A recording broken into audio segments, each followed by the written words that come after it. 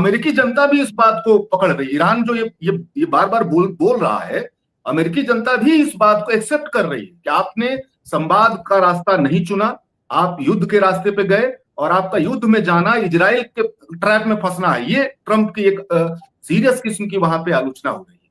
तो अब अभी उनको वहां मध्यवर्ती चुनाव में जाना है अभी, और लोकप्रियता कम हो रही है। वो जो युद्ध के समर्थन वाला हिस्सा है वो तेजी से घट रहा है वहां पे अमेरिका में, ये सर्वे भी बतला रहे हैं। इस इजराइल में आप देखिए कि वहां जो नागरिकों को युद्ध में शामिल करने की कोशिश हो रही है, जबरी भर्ती करने की कोशिश हो रही है, और वहां अधिकारियों को जनता जगह जगह दौड़ा रही है इस बात के लिए, वो भर्ती होने से इनकार कर रही है। और वहां भी अब देखिएगा कि नेतन्याहू को चुनाव में जाना है।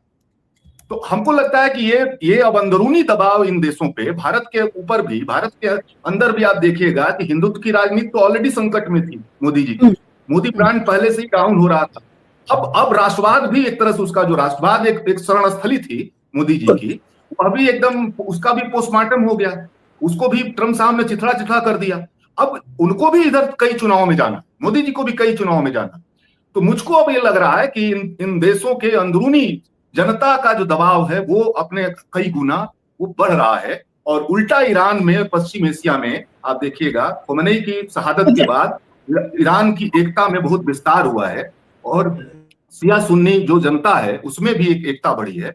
दुनिया भर में ईरान के पक्ष में एक नैतिक ताकत ज्यादा जुड़ी है। तो मुझको लगता है कि ये सही दिशा में चीजें जा रही हैं। बहुत देर तक ट्रंप चला नहीं पाएंगे, उनको खुद वार्ता की तरफ बढ़ना पड़ेगा।